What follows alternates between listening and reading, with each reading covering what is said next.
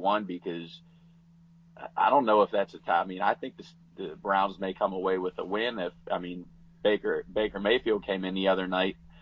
He's making everybody look like a Hall of Famer, including himself. I mean, it was crazy, you know. And then what's even crazier is Hugh Jackson coming out and saying he does not know if Mayfield's the starter. I mean, come on, man. It it made his teammates look like Hall of Famers, and it made the coach Hugh Jackson look like an idiot for not playing him and for not starting him at the beginning of the season. And yeah, I'm of the belief that Hugh Jackson is an enormous idiot. So it would not surprise me if he went back to Tyrod Taylor, and if he did that, there probably would be riots in Cleveland. There, He, it could be ugly. you know what?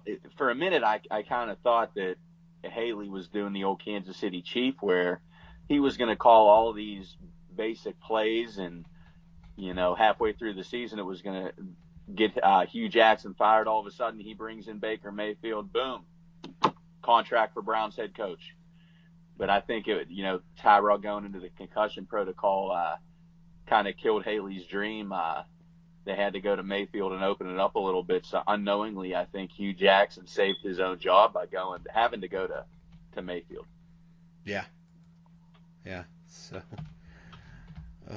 so I mean, the funny thing is, if Mayfield is, and I think he'll have growing pains. I think he'll have rookie mistakes.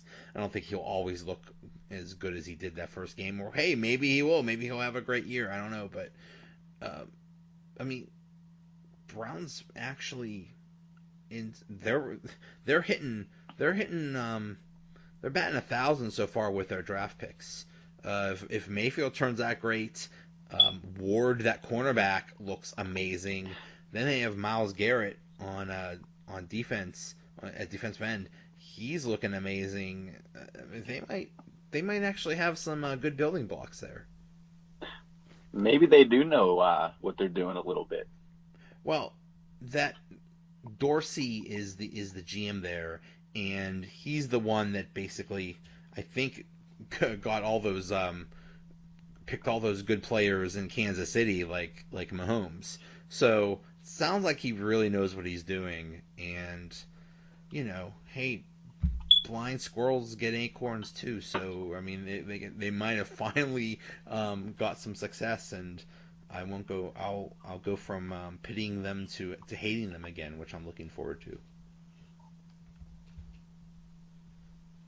All right, so next game, Atlanta and New Orleans. Again, we both picked Atlanta because we're geniuses. This was a high scoring game.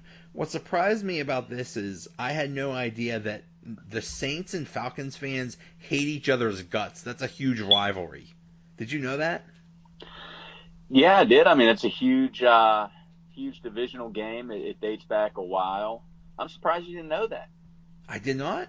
No, I saw some real hatred online with between these two teams. So that was interesting to see. And then the Bills and Vikings. 98% of people picked the Vikings. The only 2% that did was the families of the Buffalo Bills players, I'm guessing, and the Bills destroy the Vikings in Minnesota 27-6. Okay, we're not idiots here. We're just we just voted with the rest of America, so can't blame us there. But I mean, it just goes to show that it's just so unpredictable. Like I would have never. If you told me Buffalo was going to win this game, I would have said, okay, maybe it would have been like 9-6, like the Tennessee Jacksonville game or something like that. You know, like barely squeak out a win, not dominate and win in convincing fashion. So that's crazy. I think Vontae Davis actually unretired Yeah, after today's game. I think there's a press yeah. conference. He came back after that big win. I mean, He's like, hey I couldn't guys, I'm believe it. back. I'm back, guys. It would have been funny if he showed up in at halftime. That would have been great. Uh, I don't know if you're a Seinfeld fan, but it reminds me of that time that George goes into his boss's office, tells him off, tells him he's horrible, quits, and then the next day shows up like nothing happened. So maybe that could have happened with Vontae Davis. I mean, worth a shot. Yet another one we got wrong. Cincinnati and Carolina. I'm glad we both got this wrong because at least at least the at least the Bengals won't run away with the division. They'll only be 2-1. Carolina wins this 31-21. But unfortunately, Baltimore did win. They beat Denver. I saw a lot of this game. The running back for Denver, Lindsey, he was ejected for throwing a punch. Yeah, I've watched pretty much most of the game, and they're just it was definitely a little chippy, and you know I kind of can't remember him really throwing a punch because I was half checking fantasy scores, half doing this, and all of a sudden Lindsey was ejected from the game, and there was a couple plays and a ton of penalties that kind of killed the Broncos in that game. It seemed like anytime they were moving the ball into deeper into Ravens territory, boom, they got hit with some stupid penalty, whether it was a hold or too many men in the huddle, or they just killed himself. Yeah, what what concerned me is Baltimore looks pretty good. Their defense is scary as usual, but then Joe Flacco is looking pretty good. And that's, I mean, heck, I saw him outrun, like out sprint everybody for a first down. So that shocked me.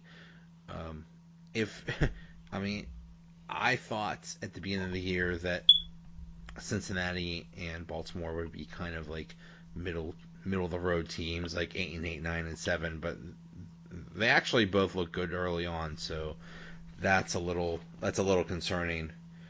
Might be a little harder for the Steelers to win the division than we thought. Yeah, I mean they might make it tough on the Steelers. Said last week that I thought Alex Collins would have a nice little game, and that would kind of help the Ravens. He finally got back on track. He had, I think, 15 carries. He got in the end zone. And like you said, they're going to make it tough on the Steelers this year. Just running the football with Buck Allen and Collins. And if Flacco's looking good, with Crabtree and John Brown, they might end up being better than the Bengals this year, which I thought was going to be quite the opposite. Yeah. Yep. Next game, Green Bay and Redskins. Redskins win this 31-17. Uh, we both picked that wrong too, but uh, the big thing in this is I think Clay Matthews uh, sacked the quarterback, and they called it a roughing the passer, and it was just another one of those ridiculous rules. Every year there has to be some ridiculous thing going on in the NFL. Like last year it was a catch. This year it's you know can you touch the quarterback, or how can you tackle or something like that. So hopefully they work this out, but it's pretty ridiculous. It's like, what do you expect these people to do? They're running at full speed and they happen to be tackling people. What do you do? What is this, the Matrix? You expect them to stop time and just sit there or something like that? Like, I don't know what they expect these people to do, because they're doing everything they can to not hurt the quarterback, and they're still getting penalized. They're trying to do the right thing. I agree with you. It's so hard because they're coming so fast. They're running so fast. I mean, how can they possibly change directions at the speed that they're going? Um, these new rules are prolonging games. They're deciding the outcomes of games where they shouldn't. It's tough, but this Green Bay Washington game was one that we said last week it could be one of those ones to keep an eye on for an upset. Yeah. Divisional game, Packers, Redskins, they're always close games, it feels like. Um, and the Redskins were putting it on him. They were feeding Adrian Peterson. He looks, waiting for him to regress and look like the old Adrian Peterson, age-wise, and it just hasn't happened. He's playing well this year, running the football well. Yeah, yeah, same here. I'm waiting for him to get to that 4 o'clock dinner time or shuffleboard or something, and it's not happening yet. But yeah, it's just that's the thing about watching NFL games right now.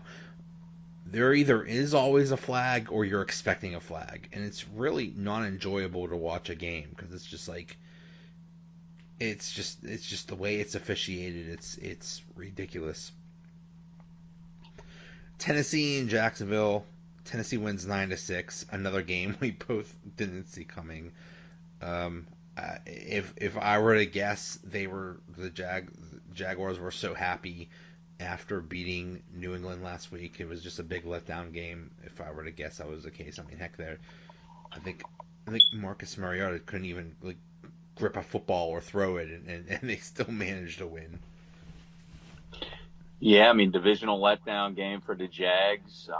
Gabbert left and went into concussion protocol, and they pulled out a win.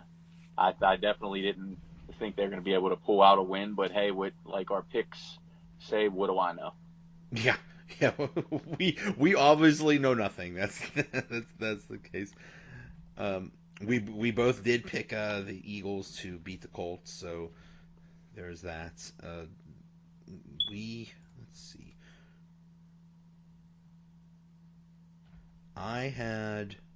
I picked Kansas City to beat the 49ers, and you had the 49ers. I don't blame you there. It wouldn't have surprised me if the 49ers won, and they did almost pull it out. I mean, they were down. They lost 38-27, and Garoppolo did get injured. But just another game that solidifies that Patrick Mahomes is a beast. Yeah, that's one of the big names, I guess, circulating out there as far as the Le'Veon Bell sweepstakes go was the 49ers, and now the question is, does that take them out of the running, or does that put them even more in the mix, after the Garoppolo injury, based on this season moving forward, or are they going to say, hey, like, if we can get Bell now and get him in here and convince them that this is the place to sign long term, who knows? It's going to be very interesting to see if that takes the 49ers out of the mix for sure on Bell. He would have been the 49ers would have been the perfect destination. You're right. If Garoppolo didn't get hurt, and we'll see how bad he is hurt, but it does sound very bad. That would have been perfect because they lost McKinnon, and he would have been perfect to go right in there. But yeah, we'll see.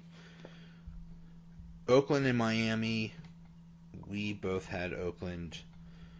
How was Miami 3-0? That's not fair. What is this?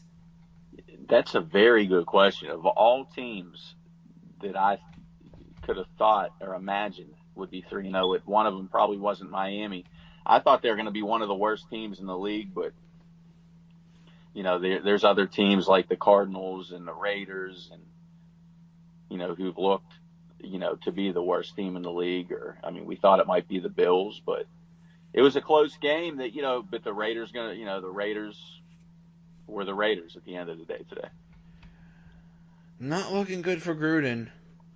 People said, "Oh, he's you've been away from on TV too long, and not in touch with the game." Not looking good for him so far. Giants and Texans. This was in Houston, and somehow the Giants pull out a win, 27-22. That's another huge surprise. How are the Texans 0-3? Yeah, we both thought this was the, get back on track game for Deshaun Watson. They were both desperate teams, but we said, hey, somebody got to win, and we both thought it would be. We both had the Texans correct. Yeah. I thought with the Giants O line being a little suspect, I thought the Texans defense